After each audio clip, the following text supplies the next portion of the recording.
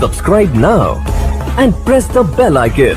Never miss an update. बदमनी ले लिए गोलोने पड़ी जे हर लगन खूबे बजाई राजा जी। बदमनी ले लिए गोलोने पड़ी जे हर लगन खूबे बजाई राजा जी।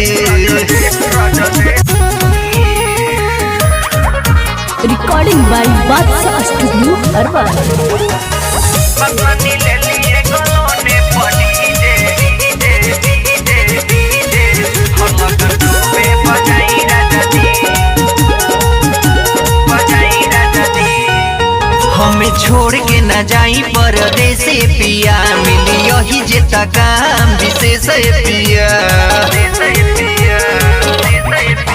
हमें छोड़ के न जाई परदेस पिया, मिली यही जेता काम विशेष पिया।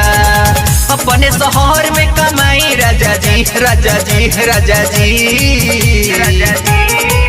अपने शहर में कमाई राजा जी राजा जी राजा जी। बदमनी ले लिए गोलोने पड़ी जे हर लगन खूबे बजाई राजा जी। बदमनी ले लिए गोलोने पड़ी जे हर लगन खूबे बजाई राजा जी। बदमनी ले लिए गोलोने पड़ी जे मिक्स बाय मनोज मस्ताना। नीक गाना बजई हाजी, सबके नचई हाजी। मिली खूबे साटा पिया, खूबे पैसा कमई हाजी। खूबे पैसा कमई हाजी। नीक गाना बजई हाजी, सबके नचई हाजी।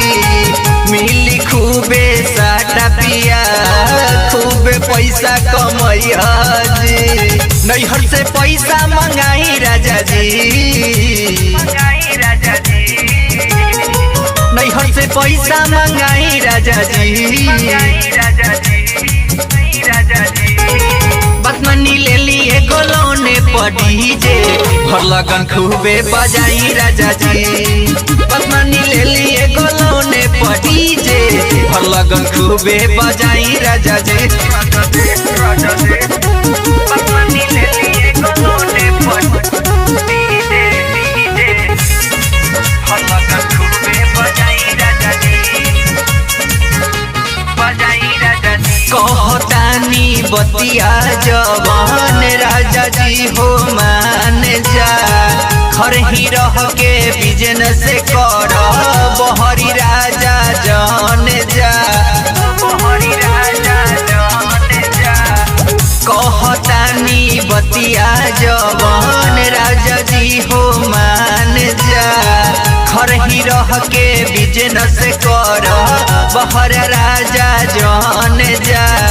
भास्कर के गाना बजाई राजा जी। भास्कर के गाना बजाई राजा जी। बदमनी ले लिए गोलोने पड़ी जे हर लगन खूबे बजाई राजा जी। बदमनी ले लिए गोलोने पड़ी जे हर लगन खूबे बजाई राजा जी।